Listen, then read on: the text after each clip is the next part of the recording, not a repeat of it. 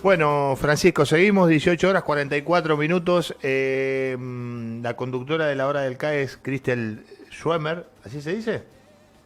Ayúdeme usted que... Crystal. Cristel, bueno, dice a través de un mensaje en las redes sociales, ojalá que sí, es necesario por seguridad la repavimentación de la ruta número 32. Así que coincidimos con Cristel que es importante principalmente para toda la gente que transita esta arteria de la ruta provincial número 32. 18 horas 44 minutos. Vamos a hablar con un gran amigo que tantas veces lo hemos molestado y queriendo saber un poco qué es de la actualidad de él y cómo estará la actividad educativa principalmente en la provincia de Santa Fe. Del lado nuestro, aquí en la provincia de Buenos Aires, por lo menos dentro del municipio de Pergamino, no hay clases presenciales, sí de forma virtual. ¿Qué estará pasando en la provincia de Santa Fe? Lo vamos a ver a partir de este momento, saludando a nuestro gran amigo Ariel Rotondo. Ariel, buenas tardes, ¿cómo estás? ¿Qué tal? Buenas tardes, Damián. ¿Todo bien? ¿Cómo andamos? Bien, bien. Muy bien. ¿Qué es de su vida? Acá estamos lidiando con la educación y el virus, obviamente. Y el virus, obviamente. Bueno, usted de salud todo bien, ¿no? Sí, sí, todo bien. Por suerte, sí. Bueno, antes de hablar un poco de la educación y vamos, ya que estamos hablando de salud, ¿tuvo la posibilidad de vacunarse usted, Ariel Rotondo? Sí, nosotros, bueno, especialmente los directivos, fuimos los primeros en vacunarse acá en la provincia. Así que, bueno, ya hace casi 20 días, un mes que ya recibimos la segunda dosis. Y, bueno, el resto de los docentes también. Bueno, a nivel personal, ¿siente alivio o es más de lo mismo? De haberse No, vacunado o o no. sea, con respecto a la vacunación, creo que es mayor responsabilidad.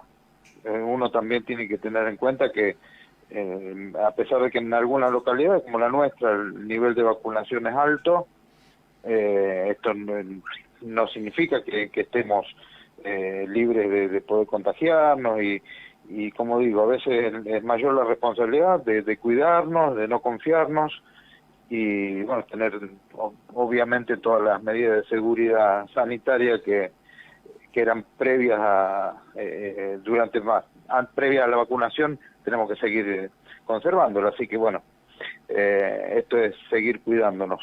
Uno entiende, Ariel, que más allá de que la vacunación no es obligatoria, todo el cuerpo docente, en este caso de tu establecimiento, ha hecho uso de la opción, ya sea la primera dosis o las dos, ¿no?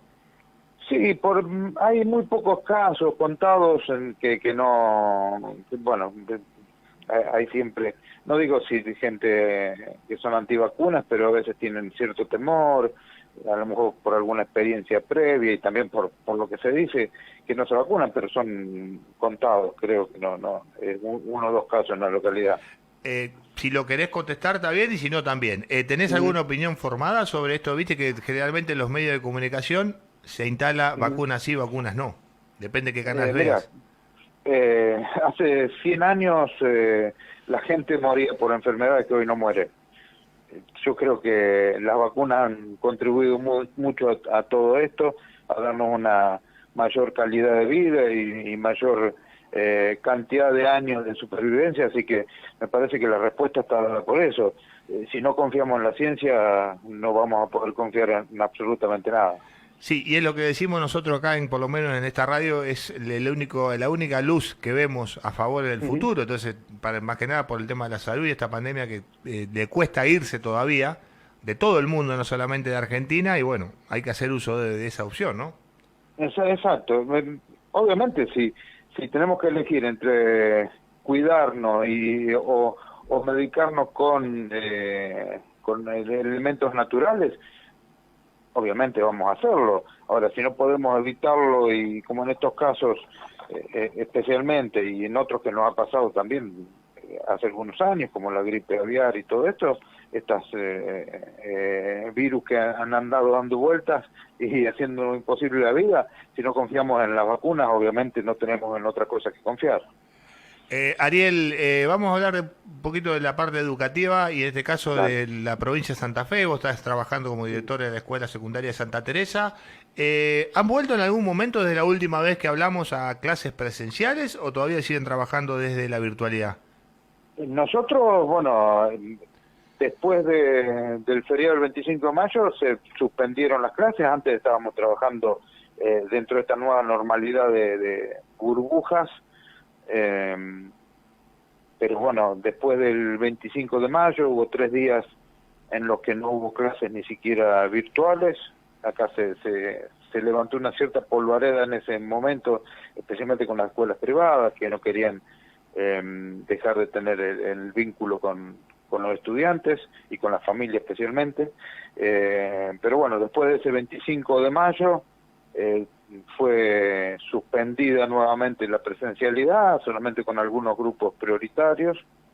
Y bueno, y ahora a partir del lunes pasado se recuperó en aquellas localidades pequeñas que tienen hasta 10 casos, digamos, en los últimos 14 días, o sea, un promedio de menos de un caso por día, recuperaron la presencialidad, pero bueno, han sido muy pocas escuelas, un poquito más de 100 escuelas entre todos los niveles de la provincia de Santa Fe.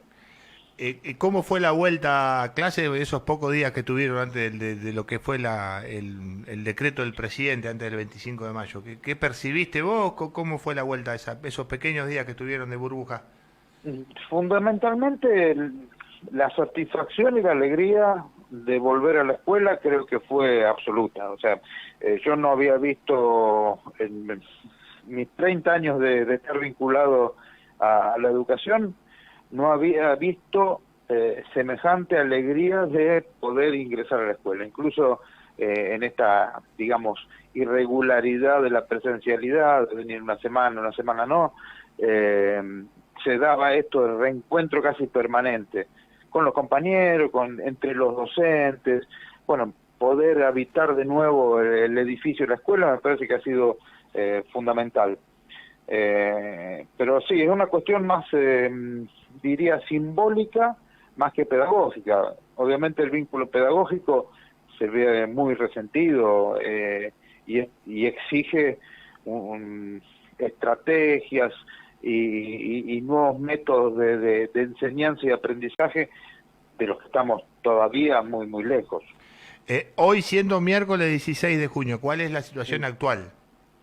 Esperando a ver qué pasan con las decisiones del Ministerio. El Ministerio está permanentemente yendo y viniendo sobre sus propias palabras, así que todos los días estamos pendientes de eso. Por lo general, los domingos a la noche, bueno, ahora la última resolución salió el viernes, cosa muy muy extraña, pero siempre estamos domingo a la noche esperando a ver qué se va a decidir, y durante la semana esperando resoluciones a ver cómo se va a cambiar eso, cómo se va a modificar. Ahora, precisamente, justamente hoy, salió una resolución para aquellas escuelas que tenían cierto vínculo, como la nuestra, con los chicos que tenían cierta presencialidad, aunque reducida. Pero bueno, ahora salió una resolución, una comunicación del Ministerio diciendo que esos vínculos tenían que ser hasta 4 o 5 chicos y media hora solamente de asistencia. Así que, bueno, tratando todos los días de ver qué es lo que viene nuevo y tratando de adaptarse a todo eso. Sí, y qué difícil es después de recibir ustedes el mensaje. Imagínate, por lo que te escuchamos, que vos lo percibí a través de todas las directivas que te baja el Ministerio, después de explicarle a los padres de los chicos. Hoy sí, hoy vienen, mañana no vienen, hoy tienen virtual, mañana presencial.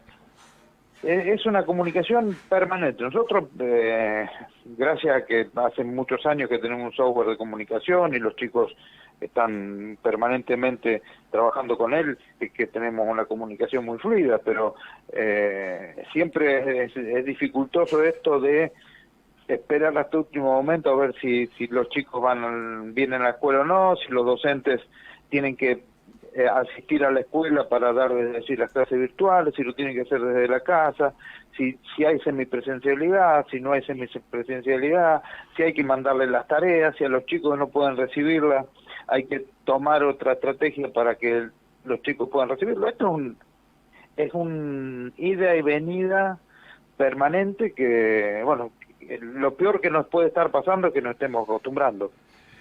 Siempre fuiste muy criterioso y muy cuidadoso en las declaraciones cada vez que te he preguntado sobre qué veías a futuro. ¿Recordás cada vez que te hemos entrevistado? Hace algunos días atrás, creo que 4 o 5 días atrás, se lanzaron y se publicaron algunas estadísticas donde hablan que al menos 1,5 millones de alumnos perdieron el ritmo, en este caso, que no están ni virtual ni presencialmente. Más allá de que el Ministerio de Educación de la Nación a veces lo minimiza, viste que a veces cuando lo escuchamos hablar a Trota es como que es reticente a hablar de ese tema. ¿Qué te hace ruido? ¿Qué te indica todo esto? Yo creo que nos quedamos lejos de ese número. Me parece que está pasando, digo, no, espero equivocarme.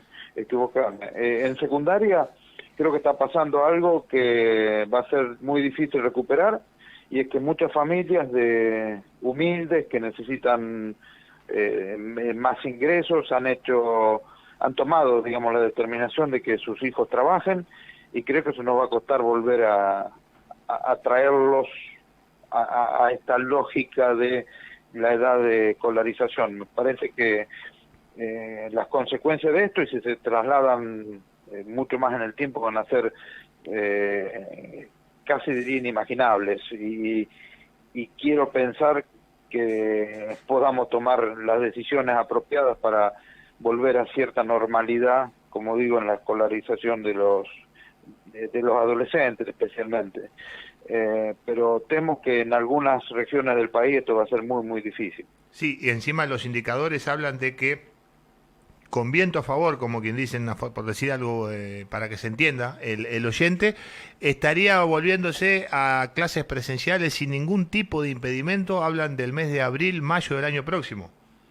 Sí, yo estimo que la normalidad no va a volver en muchísimo tiempo.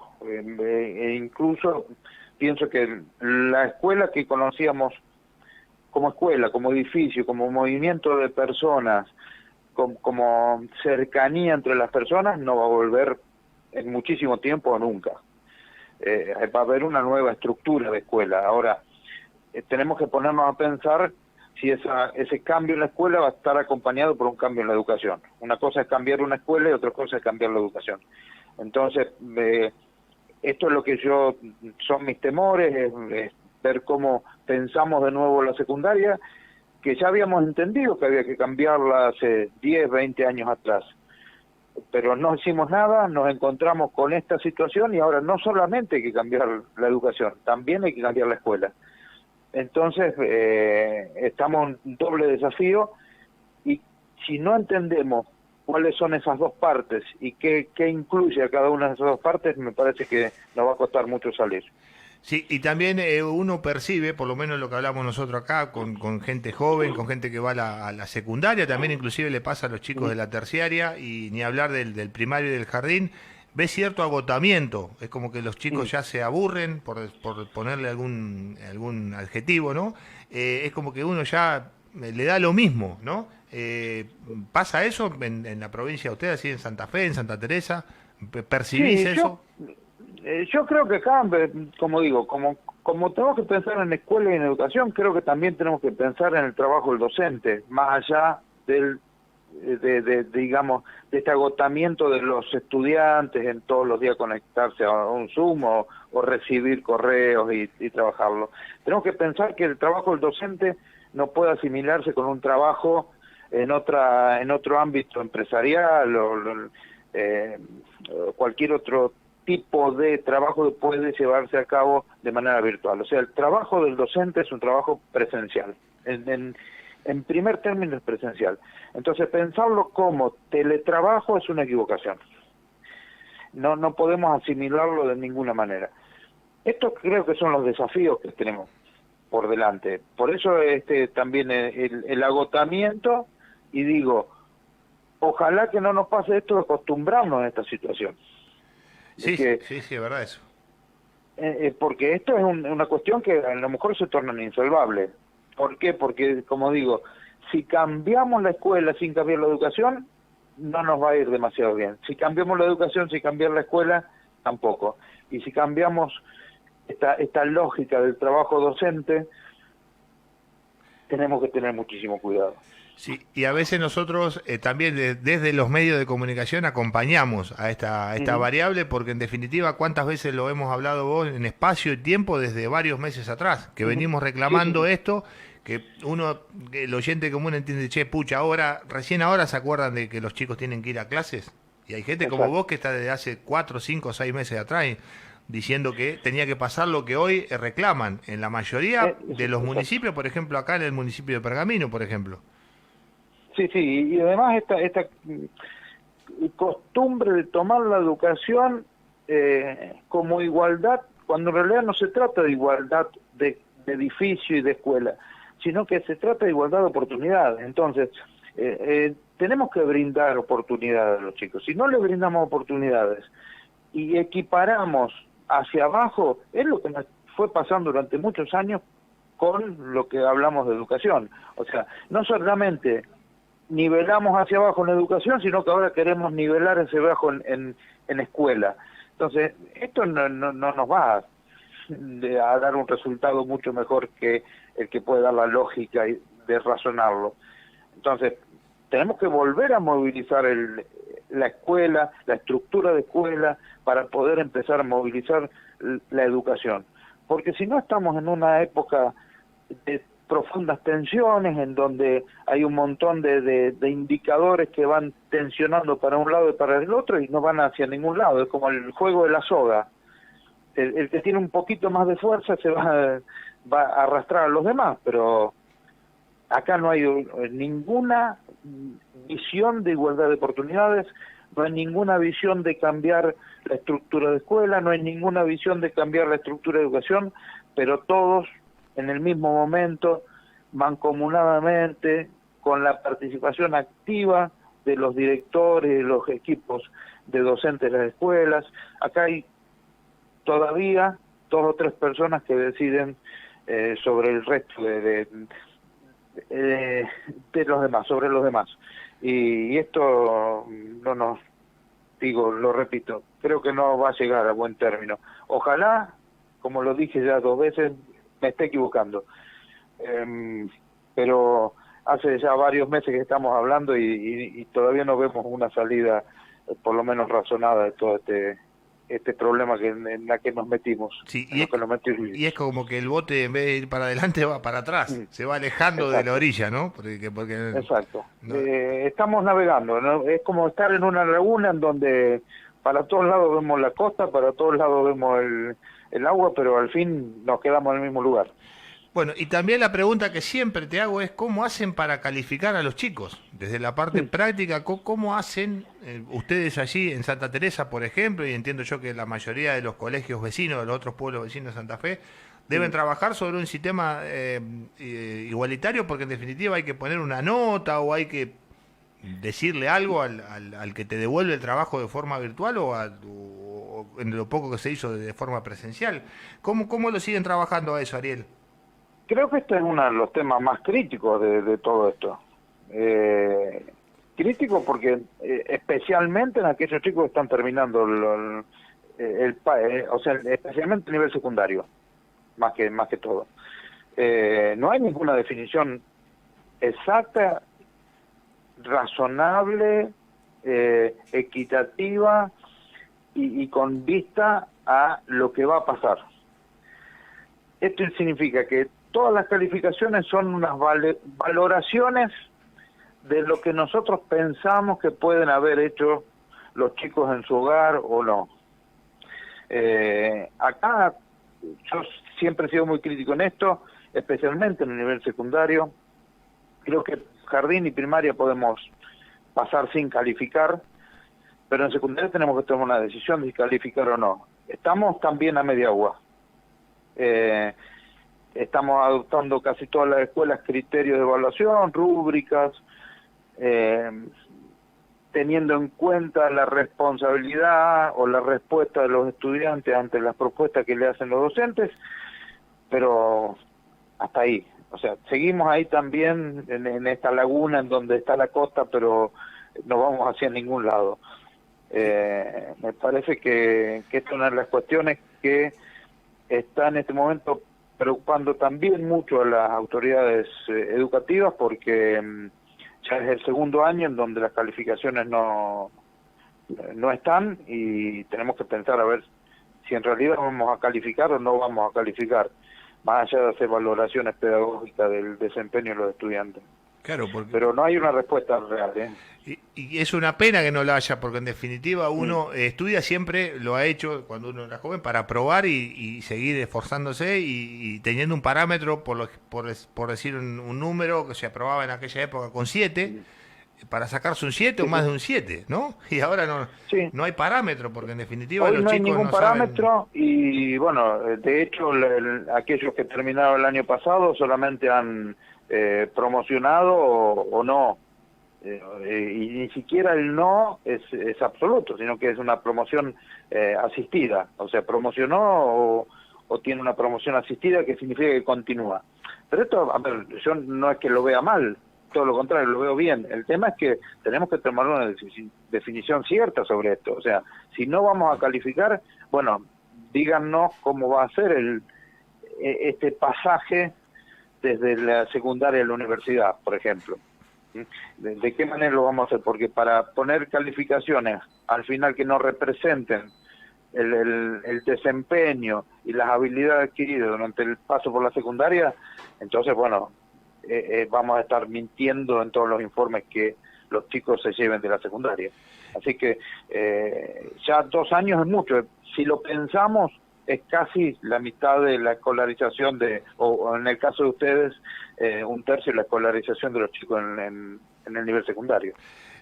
La última pregunta, si te liberamos. ¿Vos creés que esto pasa porque falta previsión o porque falta capacidad de gestión y de resolución, mejor dicho, de los ministros que están a cargo, de las carteras, en este caso de los ministros de Educación de las provincias? Yo creo que pasa por las dos cosas. En primer lugar, acá no se ha previsto nada. Desde el primer momento no ha habido previsiones absolutamente nada. Hemos trabajado en un sistema contrafáctico totalmente, o sea, siempre pensamos que podría haber sido peor o mejor, pero nunca planeamos cómo podría haber sido. Entonces, obviamente estamos de sorpresa en sorpresa. Y por el otro lado, quizá esto demuestre esa ineptitud de la dirigencia. Una decadencia que viene desde muchísimo tiempo, en donde no vemos grandes nombres dirigiendo diferentes ámbitos del desarrollo de los pueblos, digamos. No tenemos científicos, no tenemos grandes historiadores, no tenemos grandes ingenieros, no tenemos nada en el poder. Entonces, esto obviamente estamos bajo el dominio de una raza, si se quiere, o dirigencia política que está muy alejado de las decisiones que tienen que ver con una planificación a futuro de los países y de los pueblos. Así que me parece que esto es una crítica también hacia nosotros mismos, lo que no nos interesamos en participar en la política, lo que no participamos en la vida institucional de las localidades, y después vamos y votamos sin pensar a veces que es necesario participar de esta manera, o sea que el voto solamente no vale para cambiar a los pueblos y mejorarlos. Así que me parece que es una culpa compartida. Digo, no quiero decir que la ineptitud y la falta de previsibilidad es solamente culpa de las personas que tienen que tomar decisiones, sino que nosotros somos los primeros que tenemos que tomar esas decisiones. Sí, coincido en este tema, metiéndome en tu opinión también, tu locución de la última pregunta que te hice, y yo creo que las próximas elecciones que quizás no le importa a nadie, que más allá de que hay una pandemia hoy en Argentina, es mucho más importante que las elecciones, es la primera oportunidad que tenemos nosotros como vecinos, como oyentes, ustedes como directores y bueno, toda la sociedad en general, de mostrar y de encontrar una posibilidad distinta, ¿no? De no ser más de lo mismo. Ojalá que la sociedad entienda. Yo ya lo dije, hablando en este caso de alguna crítica que hicimos en algún programa atrás acerca de cómo funciona el sistema de salud, por lo menos aquí dentro del municipio de Pergamino. Es muy importante la próxima elección, por lo menos para empezar a marcar un rumbo, ¿no? Si queremos seguir igual o queremos por lo menos ir hacia otro camino, ¿no? Yo creo que esto es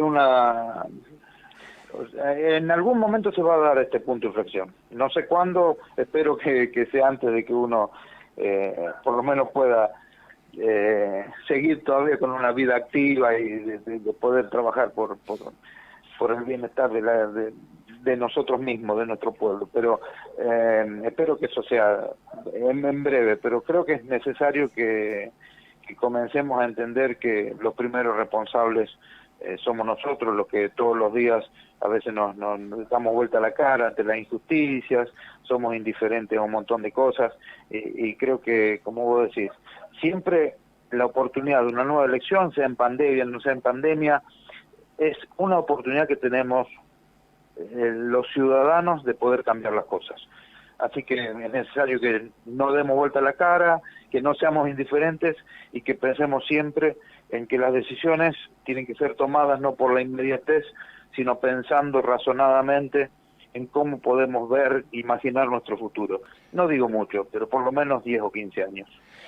Ariel Rotondo, muchísimas gracias, y como te digo siempre cada vez que te despido, lamento que no tengamos un camino cercano a la costa, que sigamos siempre, es como que cada vez que te llamo es como que estás entrenando, ¿no? Físicamente el Sí. remo, estás siempre en el mismo lugar.